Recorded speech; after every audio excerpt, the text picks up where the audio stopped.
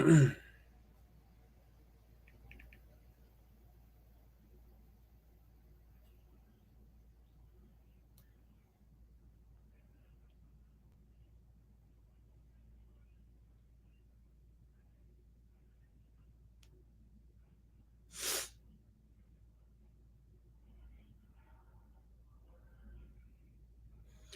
right, Shalom.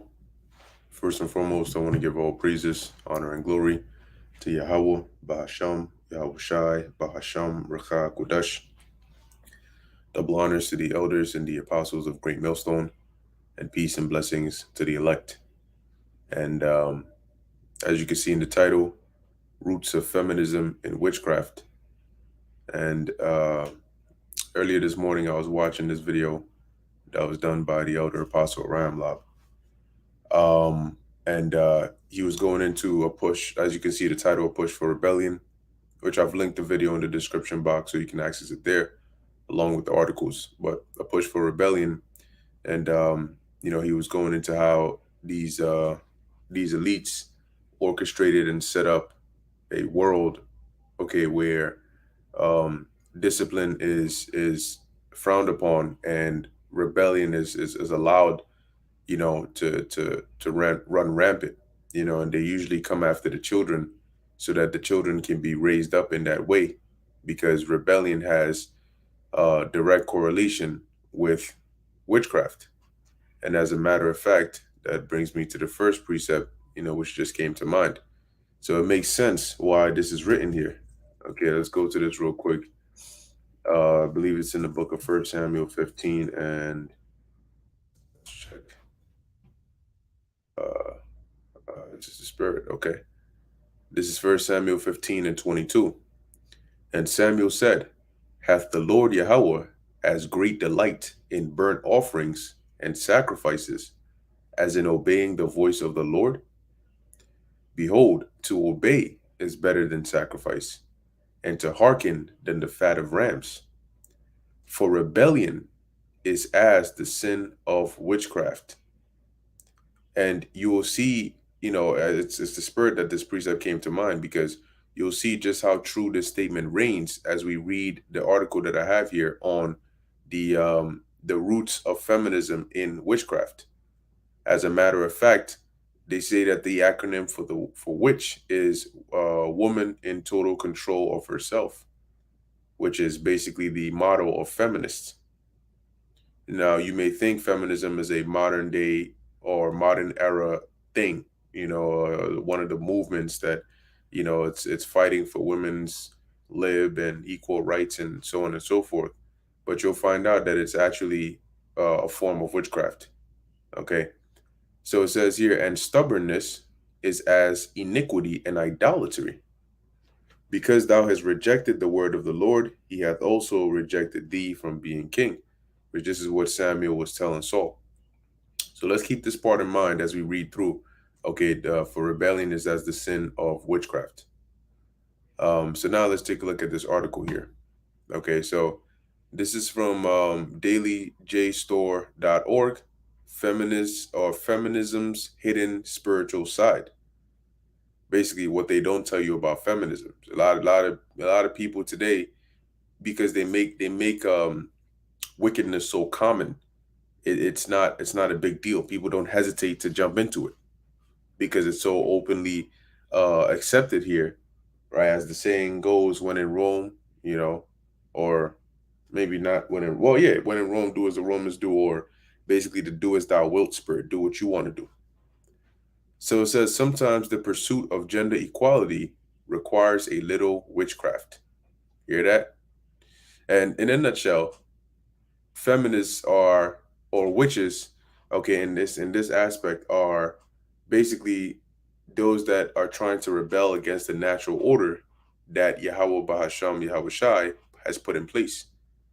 And you'll see how, because of that, they realize the only way to deviate from the natural order that the Lord has set up was to go to these more occult like practices, where the order of the Heavenly Father was not set up that way there, right? So through pagan worship, they were able to find an escape from the natural order that the Lord set up, which was that a man is the head and a woman is under the man.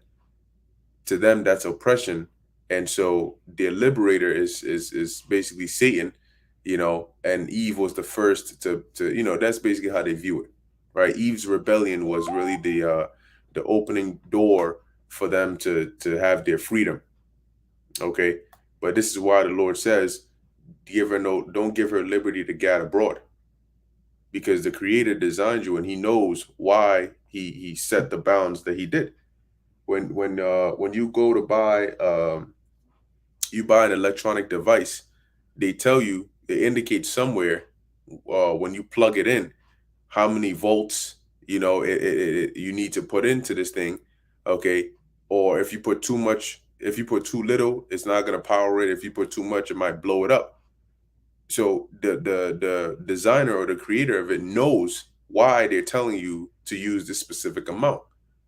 And it's the same thing. The Most High, the Creator, knows why He said a woman is not equal to a man. He knows why He said a woman is under, the authority or the rule of her husband. There's a reason. And now you're starting to see what happens when you deviate from the natural order of things. Open rebellion. So let's read a little bit of this article.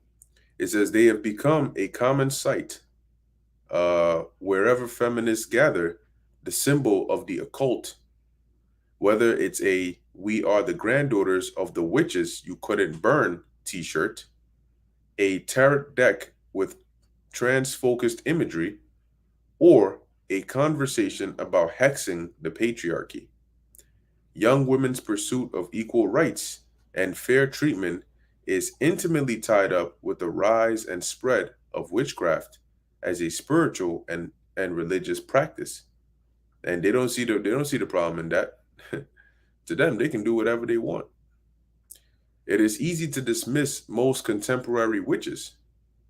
The modern expressions of witchcraft seem primarily about consumption and Instagram, posting pictures of your latest ritual with the $120 rare crystal next to the designer tarot deck and the trendiest succulent plant that was illegally smuggled in from South Africa.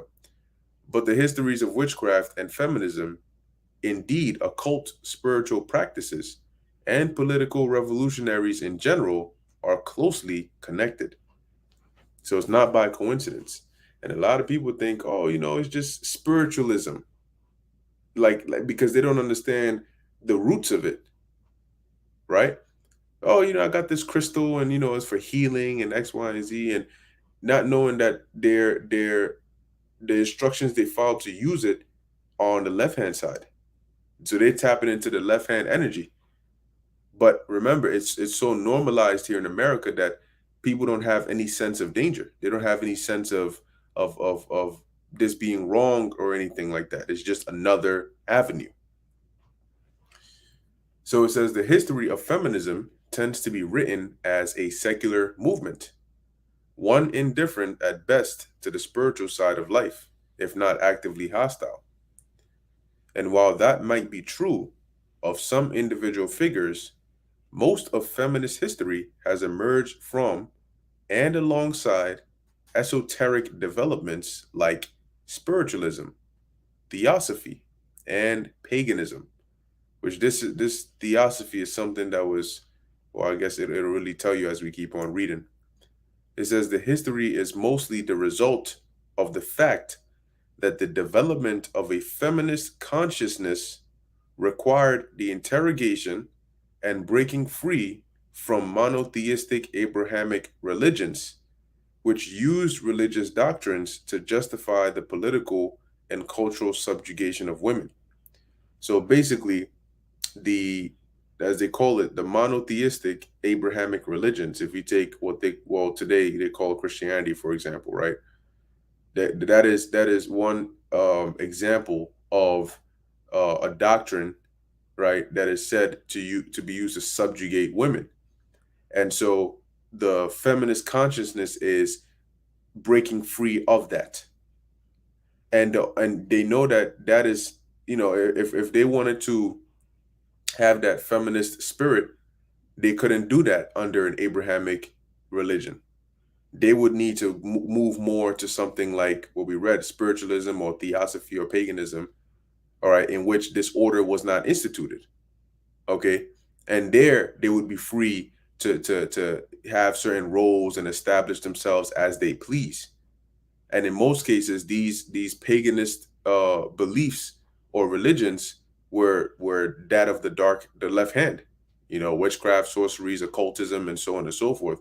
They were the beliefs and the religions and the practices that allowed women the so-called freedom that they also desired. So let's keep going. It says here, within Christianity, the story of Eve and the introduction of sin was used to justify everything from forbidding women to be educated to denying pain relief during childbirth, as that pain was supposedly created by God as a punishment for women's transgressions. Early women activists found it wasn't effective enough to argue that women should be allowed to go to school, or my God, give some help surviving or get some help surviving childbirth during the second wave or surviving childbirth. During the second wave of the Black Plague, more women died from giving birth than from the plague itself. They found it was more effective politically to attack directly the source of their oppression, religious authoritarianism. So basically, they started to look at the religions that practiced what they call Abrahamic religions, right? The monotheistic Abrahamic religions as a an oppressive, or religious authoritarianism. And so because of that, it became the enemy. It became a source of oppression. And in order to break free from that, well, when women like Woodhull and other feminists were taunted as witches, as Satanists, as demonic, they embraced these labels with pride. You hear that? So you wonder why, when you like, if you look today at the alternative lifestyle, right? You see that the direction they're going in, it's like, wait, if you claim what you want is whatever to be accepted and X, Y, and Z, wherefore with all the perverseness, the vulgarity, if that's even a word, okay, the extreme behavior. How does wanting to be accepted or equal rights equal going down the street in underwear and in wild, you know,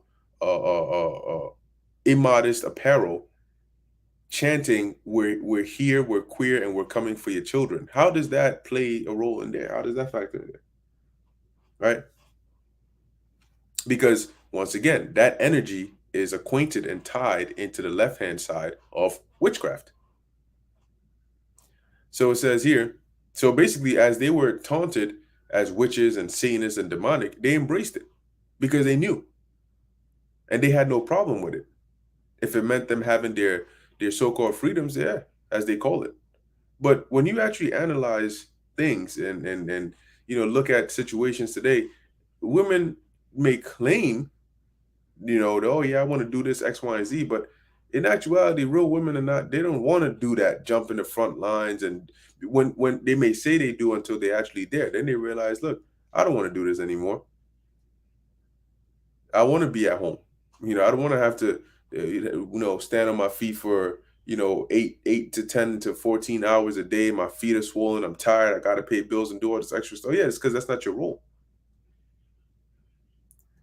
It says it wasn't just, but why is it so common here in today's society? Because this is an avenue that these those that are pulling the strings behind the scenes have capitalized on, and so they influence the younger generations to go in this direction, and they code it under the guise of freedom, under liberty, under do whatever you want. So it goes on. It says it wasn't just that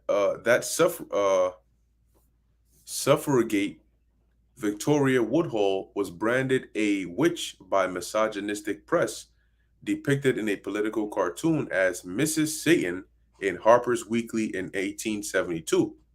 She was also literally talking to the dead and participating in spiritualist rituals. Interesting.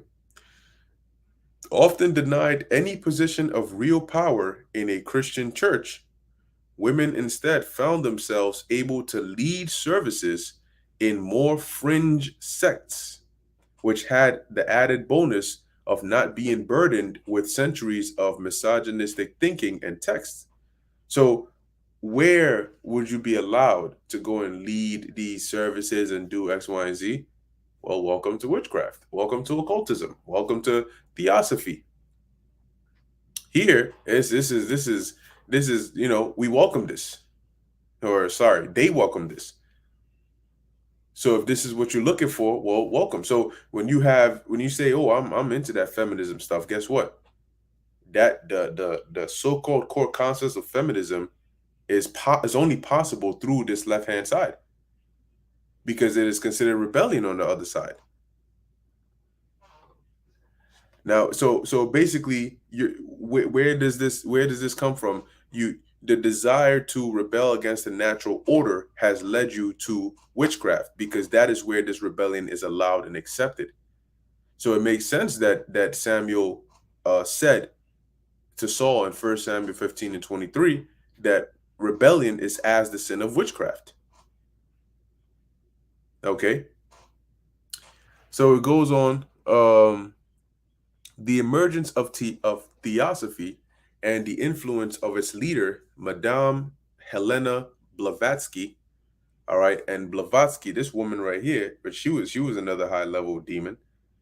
All right, gave women alternatives to thinking about their place in the hierarchy. Unburdened from the sins of Eve, women like Woodhull argued against women's involuntary domesticity in the heteronormative family, and instead advocated for free love, the rights of sex workers, and reproductive freedom. Now, let's take a look here as to, well, first I mentioned theosophy, but let's take a look here at a little bit about Helena Blavatsky. Okay, which this is what she looked like. She already looks scary. She looked like a witch from one of them Disney stories, maybe Hansel and Gretel. You looking at the picture, she's looking back at you. Shit, let me scroll out of here, man. I ain't even try to see this. So it says here, Russian medium, occultist, and founder of the Theosophical Society. Born in Ukraine to a Russian-German family, Helena Blavatsky was an anachronism of her time. Through her travels and writing, Blavatsky set the tone for the revitalization of Western occultism and esotericism through the 19th and 20th centuries. Gaining a world following through the Theosophical Society, Blavatsky became one of the first female occultists to achieve this level of notoriety. Her beliefs, writings, and contributions paved the way for the New Age revitalization in the United States in the 1970s, and provided the framework for the rejuvenation and renewal of European witchcraft. You hear that? So she was an occultist, a witch, X, Y, and Z, and also part founder of what they call theosophy, which is this alternative that allows women to explore their feminist side. So what they think is just another way of them saying, "Oh, I want to do this and be free and yada yada." Well, this is really what the roots of it is in. It says when women like Woodhull and other feminists were taunted as witches, as Satanists, as demonic, they embraced these labels with pride. Now, the scriptures tell you that thou shalt not suffer a witch to live, meaning witches are supposed to be out. They're supposed to be sent back to the spirit world. But then again, as it tells you in Ecclesiastes 8 and 11, because sentence against an evil work. What is an example of evil work? Witchcraft. That is evil work. but because there's no judgment, right? As it says, because sentence against an evil work is not executed speedily. So what is the sentence? Thou shalt not suffer a witch to live. But because that's not executed and instead it's allowed, the hearts of men is fully set in them to do evil. So the minds of people say it's okay. That's why you can have botanicas and tarot card readings and all these open practices to the point where they were talking about having um um after school Satanist clubs, something like that in schools, because this is how openly accepted it is. And yet they turn around and say this is a God-fearing country. How, I mean, what level of deep contradiction and hypocrisy is that? I mean, you're a God-fearing country. You so-called inaugurate your president or with their hand on the Bible, and then you turn around and say that Satanism is okay and accepted, and we welcome witches and yada yada. But the Bible speaks against that. And you said that this is a God-fearing country. Well, how does that? Crazy, huh? Now it says here, so they embraced it with pride. Keyword pride. According to the anthropologist Catherine Roundtree, an early socialist American magazine based in Kansas that argued for women's liberation, took the title. So once again, women's liberation, feminism, and what title did they take? Lucifer, the light bearer. Oh wow, what a coincidence! They couldn't find any other name but Lucifer, the light bearer. Okay, it says so. Yes, they were on the side of the devil here. Eve was a hero bringing enlightenment. The serpent was a truth teller, and together they fought against an authoritarian and punishing God. You hear that? So that's their philosophy, right? Eve is a hero, and the serpent was a truth teller, and together they turned against the oppressive ways of God, and they fought back by disobeying God and rebelling against him. See, so in that area, in that aspect, they look at Eve not as disobedient, right? Not as the weaker vessel that was deceived by the serpent, but rather the hero, the courageous one who was able to work together with the truth teller in order to turn against and oppress, I'm not oppressed, but fight back against God. Oh, wow. These are your feminists. And you got so-called Christian feminists. How crazy does that sound? You're a Christian and you're a feminist? Really?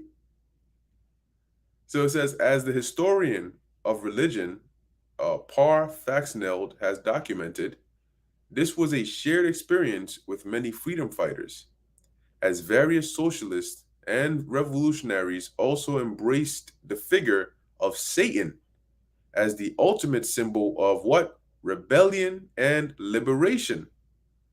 Women's lib. Hmm.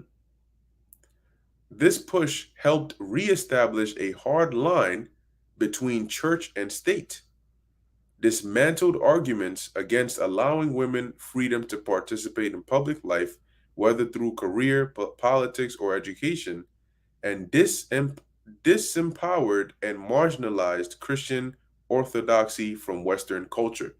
See? So they were looking for a way to break the spirit of the natural order, which is through the scriptures, to weaken that hold, and to instead spread the ideologies of rebellion. Because as Samuel said, right? Read that again, 1 Samuel 15:23. For rebellion is as the sin of witchcraft. Okay, so rebellion has its roots in witchcraft, and so does feminism, because that's what it is. It's rebellion against the natural order of things. The Lord said that no. Matter of fact, let's get real quick. Let's go to the book of, I think it's First Timothy 2:12, might be Second Timothy, but no, First Timothy. Okay. Um, let's see.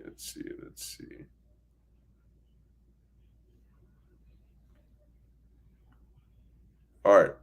This is First Timothy chapter 2, verse 11. So it says, and this would be one example of the oppressive ways that they're so also trying to break free from. So it says that the woman learn in silence with all subjection. Uh-oh, run to the witchcraft. But I suffer not a woman to teach, nor to usurp authority over the man, but to be in silence. So this was an example of oppression, right? As they claim. So if a woman can't teach, and what it means is she's not supposed to be teaching men. She ain't supposed to be in the midst of men usurping authority as if she's on the same level or above. But women can teach other women. However, obviously she ain't gonna be leading services, over men. But in witchcraft or in left hand practices, that is okay. It's okay for them to do this. Okay, and have you noticed when you hear and about sorceries and witches and stuff, it's predominantly women. You hear more about witches than you do wizards. So it's predominantly women. And when you look in the rituals and stuff like that, the mediums, most mediums are women. Most people, when you go, how often do you go to a tarot card reading and you see a man, a man doing it? You know, it's most of the time who? Women. When it comes to that sorcery, casting spells, putting you under this trance and all that, who are the ones that do? Women. Whether it's through seduction or whatever the case is, what is the ratio of men and women in this? Because for them, that is an avenue for them to be able to be in a position of power or authority without having to worry about precepts like this. It says, for Adam was first formed, then Eve, and Adam was not deceived, but the woman being deceived was in transgression. But according to them, it's flipped. According to them, the woman wasn't deceived. She was a hero, and she believed the truth teller, the serpent. And together they fought back against the oppressive ways of God. Notwithstanding, she shall be saved in childbearing if they continue in faith and charity and holiness with sobriety. See, so this is one example here that the scriptures tell you, very openly what the deal is. But and that's order. But in order to subvert and basically break up the houses and cause this level of rebellion that they have pushed in this society, they needed to take ancient practices and modernize them in a way just like the serpent brought and enticed Eve into those wicked practices. The serpent came back and did the same thing in this time to Eve again. They took ancient witchcraft and left hand practices, coated it in ice cream, and brought it to you and said, "Hey, this is a brand new modern way. Are you like them commercials, retail commercials, X, Y, and Z? Are you tired of having to deal with yada yada yada? Every time you wake up, you feel like boom, boom, boom. You turn to the left and you see this. Well, why don't you come over here and try this? Over here, we don't do that. Over here, you can do whatever you like. Become a feminist. Join witchcraft. You'll never turn back after that." See, that's the kind of shit that they push. And they make people ignorant because people don't look into history. They don't read and find out about things. They just, oh, you know what? This guy broke my heart. He ain't shit. I'm looking for a way to get him back. Let me go and cast some spells on him so I could give him a erectile dysfunction or whatever it is. And then they end up getting caught up in these kinds of things and they think it's okay and it's cool. So whatnot. It gives them a sense of power. But this is why ultimately the Lord is going to bring great judgment upon this place. Now, I'm not going to read through the whole article. It's fairly long, but it has some good content. I mean, it's not too long, but has some good content. Shit. This don't look too bad. Hold on one second. Let's see. Let me read just this paragraph. Let's see what we got in here. Some good content, right? So it says, this was so effective, right? So dealing with how they were able to disempower and marginalize Christian orthodoxy from Western culture, right? So it says this work was so effective. In fact, contemporary feminists find it difficult, if not often impossible, to reconcile their political beliefs with Christian doctrine. See? Because it doesn't fit. It's like trying to put a square in a circle, a circular hole.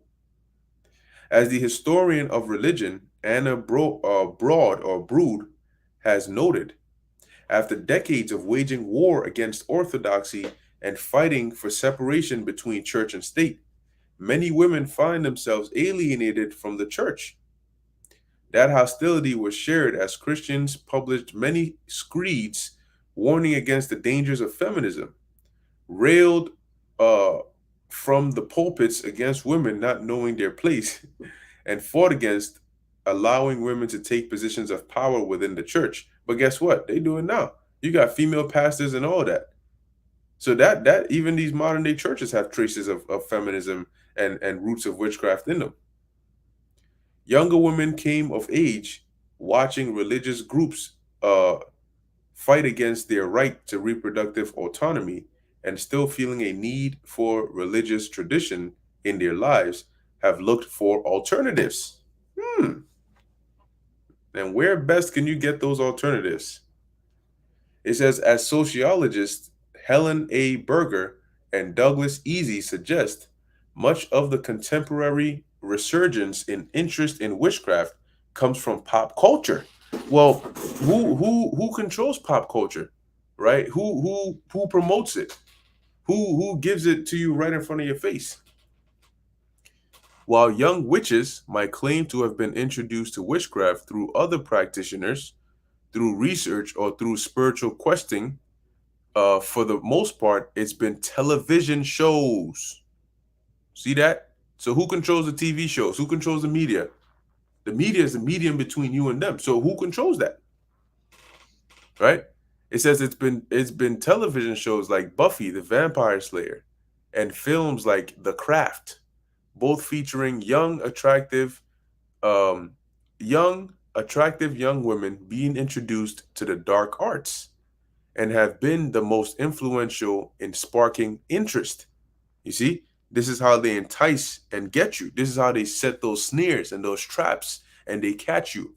And as you notice in the book of Revelation, it talks about how I believe in Babylon were found the souls of men, which basically you'll notice that that push for a lot of female lead roles in these TV shows, even games like Tomb Raider, right? Female protagonists, and she's doing this, and the males are the side characters, and she's the one who in the lead, and she got this power and that power. Like you look at somebody like um Raven from Teen Titans, right? They got TV shows called Lucifer, where the devil is the main character, and they try to get you to see from his lens. So at the same time that they promote um, women being in these top roles of authority, they also promote left hand energy as like protagonists, as like main characters, as like the good guys that you root for in anime and cartoons and TV shows. They make dark magic and all that look cool, like some nice superpowers. And subconsciously, this is playing a role on the audience, but they don't see it. And next thing you know, they start to develop this interest. So it says, which also lines up with how feminism as a whole became mainstream. Young feminists might claim it was an important text by Andrea Dworkin or bell hooks that brought about their political conversion, but often enough, it can actually be traced back to watching Beyonce perform in a tight outfit in front of the world. Feminism on television. But it's so subtle that they don't notice these things. Witchcraft claims a long hidden tradition, surviving through the generations through secret transmission by devoted followers. In reality, however, much of what we understand to be contemporary paganism and witchcraft was wholly invented in the 1960s during the New Age movement. Many of those early practitioners claimed to be pulling from ancient sources, but for occultists and magicians, They claim that claim is as reliable. Oh yeah, I totally pulled this from an ancient Egyptian parchment. I in no way just invented this out of boredom, as their claim that saying the right words in the right order can create a material change in the world. But the thing about it is, the devil's in the details. A lot of these rituals that they perform, which that's what they are, they're rituals, okay, actually do have roots going back to ancient practices. It says, but the invented origins of witchcraft and paganism don't diminish their power and influence. We have moved on from the spiritualist craze, no longer no longer really believing we can directly communicate with the dead or that the dead might have anything truly interesting to say. But that doesn't change the huge impact spiritualism had on American politics and culture, even if that impact has often been dismissed or ignored in the histories of feminism. But these new spiritual stories about women wielding power and possessing the ability to change the world cannot so easily be separated out from their political and culture context. So, in a nutshell, what does that mean? It means sometimes the pursuit of gender equality, aka feminism, requires a little witchcraft or a lot of witchcraft. Okay, so I've linked this article in the description box. You can take a look if you would like, but you can even do more research on your own, and you'll find out that the roots of feminism are in witchcraft. And the reason they push this so much is because it is, going back to this lesson, right, a push for rebellion. And that's exactly what is happening in today's day and age. And this is another major reason as to why Yahweh Ba'Shem Yahweh Shai is going to bring major judgment and destruction upon this place. And it tells you in Micah, what's that, 2:10, arise ye and depart, for this is not your rest. Because it is polluted, it shall surely destroy you, even with a sword destruction. So this place is all the way gone. I mean, all the way gone. We got to get out of here. Anyway, I'm going to end it off here. Lord willing, that was edifying to the elect. In closing, I want to give all praises, honor, and glory to Yahweh, Bahasham, Yahweh Shai, Bahasham, Racha Kodash.